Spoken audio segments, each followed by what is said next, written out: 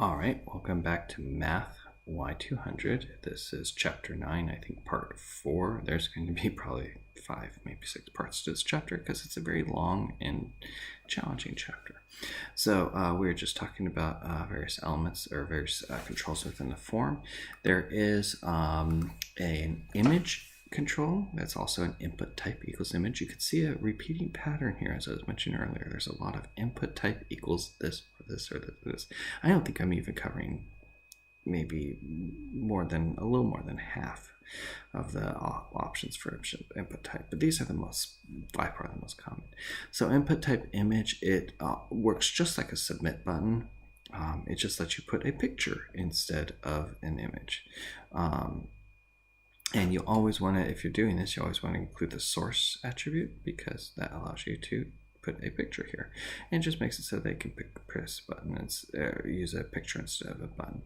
And you can do some fancy things with either JavaScript or CSS that when they click on it or when they select it, it actually changes whether it's one version of the button or the other. But typically, you see this a little bit. But again, this works just the way a submit button does. It just allows you to specify a specific image.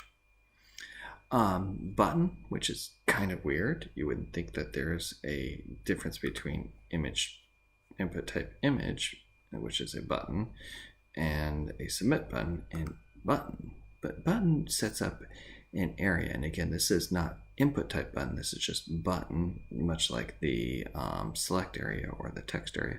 So this is a kind of a separate control within a thing, and it can have controls within here. But this gives you an area to select. So anywhere, actually no, you can't have controls within here. But anywhere within this button area allows you to select the click on it and it'll select it. I'm trying to think if I have an option that I can show you. I don't think I do. Sorry. Search spinner text. Nope. But anyway, this is the code. I mean, the code's not hard. You just set up. You can just put a picture here and text within here. You do any sort of HTML within here, and anything that allows you to select or click on, or anything you click on within that area will activate as a button. And again, it treats it just like the submit button. When you're doing forms, you also, and these are most of the controls. I think we're going to cover a couple more of the obscure ones, a few more obscure, but that covers a lot of things. There's also like spinners and email. Oh, we'll get a few more of these, but yeah, we'll talk about some more of them. But those are the most common ones.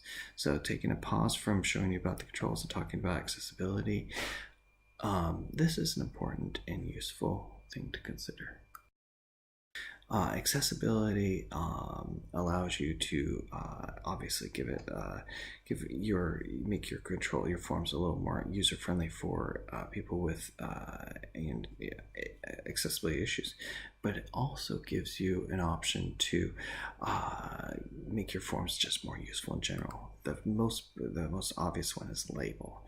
So we have set up labels as like email input type equals text, just without this label outside of this. If we surround this whole area as a label, then guess what? When I click on email, it lets me type in the text. I can do this also for select options, and it's really cool. There's this other weird way of doing it that the book has you do, and I rarely see this, whereas I have it kind of set up a label area, and then I link this via the ID and the label and the for. And so I link the ID to the for. This is just such an odd format. I don't like seeing this. Let me give you an option of this. I'll show you an example. So this is an example, and if I click here, it just lets me type. If I click here, it types. If I click here, it types. And again, this is really useful I didn't show you in this, but when you're doing checkboxes or radio buttons. So if I click here, I just type in here, click here. It's just nice and pretty. Okay. While I'm here, I'm going to show you the FIELDSET.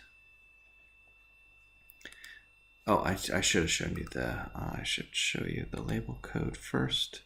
So it's just what you saw before. So I have this label.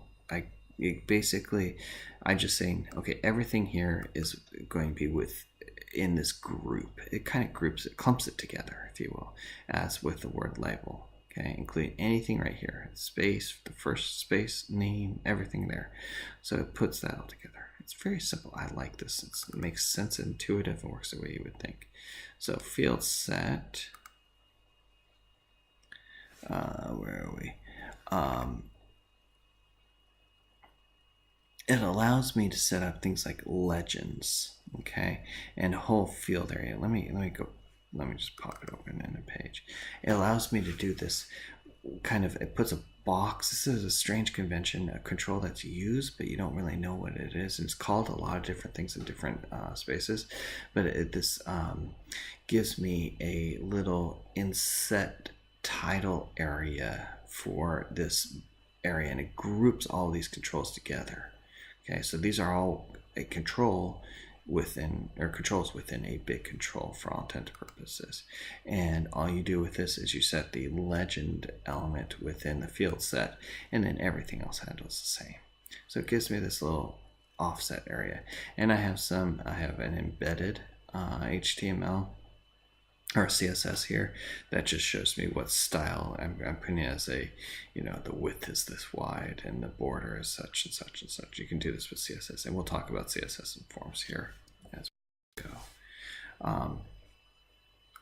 But that's a field set. Again, it's this kind of recess, and a lot of times you can kind of think of it as a group of controls. I like to think of it as a container of controls. But you have to have it with, you have a field set and then you have a legend.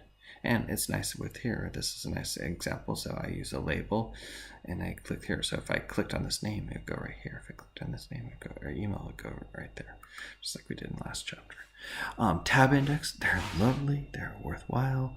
Generally speaking, if you don't set the tab index, the default tab order, so if somebody's typing in a form and they hit tab, it's going to go to the next control in your HTML. That might not be necessarily the next control visually on your page. So this changes that around and allows you to set the tab index. Please, when you're doing tab index, make sure your pages have only one thing, or one each control has a unique tab index. It is quite impossible, or quite important, in fact. I wonder if I have a tab index option here. Nope. But anyway, there, it's pretty obvious, but you just set the tab index for any control. But if you do it for some of them, you should do them for all of them. If you just use the default, it's going to be probably the right way you designed it, because it usually goes with the same format or same order as the controls you set up. But again, you can move controls over pretty easily. Access key, so if I use the control key, or it depends on the system and the browser. Okay, and so if I use the control key or whatever hotkey combination, it allows me to say, so if I want to have, when the person gets to this form, this page, and they start typing, they can hit Control E to get email, or Control N to type in the name. But you want to be careful about that, because you steal certain hotkeys, and certain hotkeys are reserved for certain things. So I really don't like this. I like Control S to be safe. I don't want Control S to say, go to some page on the form. There's conventions that you don't want to override. There's certain ones that are not reserved, but a lot of them are. U for underline, I for italicize, Control N for new page, Control W to close a window. So you want to be careful about overriding these, but it does make add some accessibility to your page. Just like any element in HTML, you can set the style with CSS. So again, look at this. You have a form, pretty simple. If I apply this background, or apply these CSS, I can set the form, the background area, and whatever color, whatever I want to do for the whole form, and then labels within the forms. text areas, I could set the, how wide it is, what is, that's a block display instead of a inline display, which it is by default inline. So it's good to, you can set it up so it says block, so you don't have to force a paragraph mark on, or a line break on this. And the my submit, I can, whatever. This sets the, so I have submit set as a class, or as an ID, or this input type, submit ID equals my submit, and then it says margin left, and it indents it over just like these ones are. So you could do a whole bunch of stuff, and this is nice and clean. It cleans it up with CSS. So CSS is your friend with the with HTML. All right, we're going to pause there, and then we're going to tackle the beast.